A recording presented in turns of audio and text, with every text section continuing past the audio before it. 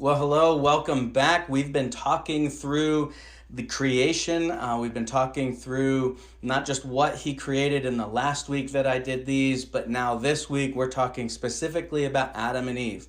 We're talking about who he created as the first people. We talked about how he created them. We asked in what way did God create Adam and Eve? And we asked what did God give Adam and Eve besides a body?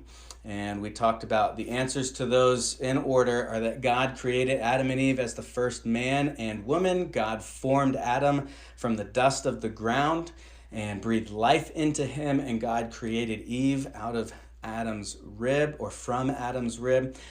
God created Adam and Eve as male and female, each in his own image. And then God gave Adam and Eve a spirit so that they could know him. So today we're going to talk about two quick questions. We're going to ask the question, in what condition did God create Adam and Eve? Now, we talked about that with creation as a whole. Remember, we talked about and what was the condition that God created everything. It was worded a little differently, but the basic scope of that was, how was everything when he created it? We created everything perfectly good. Good describes the everything. Everything was made good. Everything was made perfect, but it was good. It was perfectly good. Well, now we're talking specifically Adam and Eve, because there's a theory out there that sin has always existed.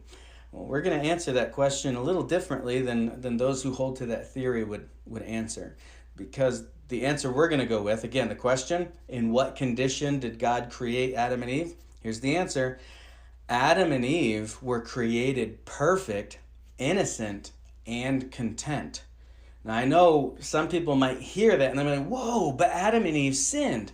Yeah, we're talking about the condition at the moment of creation.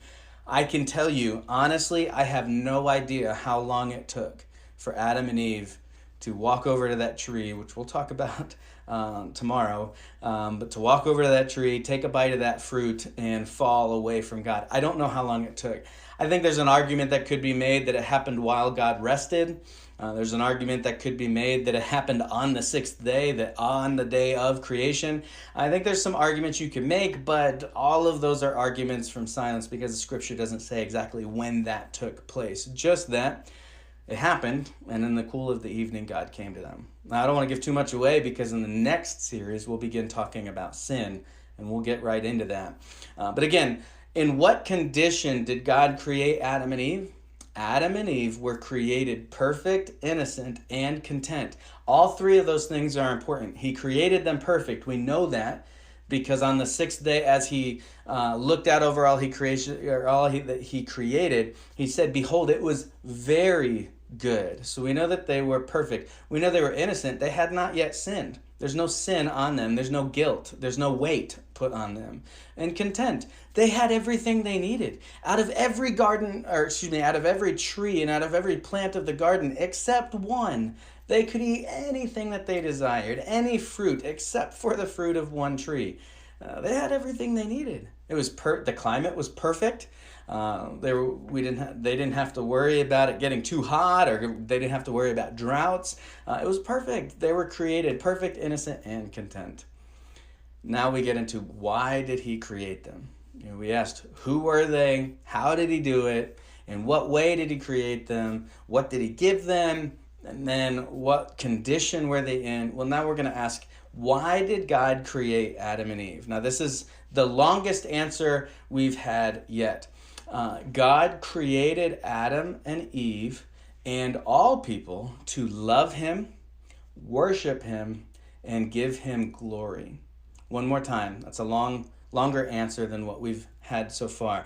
God created Adam and Eve and all people to love him, worship him, and give him glory. Now, we've talked about why God created everything. It was for his glory. God created everything for his glory. We've talked about that. People were specifically put on earth for one ultimate purpose, and that is to love God, to worship God, and to bring Him glory.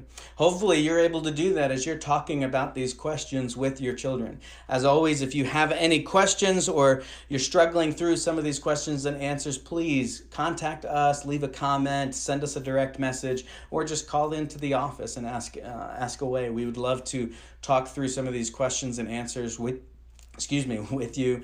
We would love to have that conversation. But again, we're talking about Adam and Eve this week. We're talking about God's creation and their story. We're going to wrap up this idea of creation and the area of creation as it pertains to this catechism through Cornerstone's 200 questions and answers to teach truth. We're going to wrap up the section on creation tomorrow, and hope to see you there.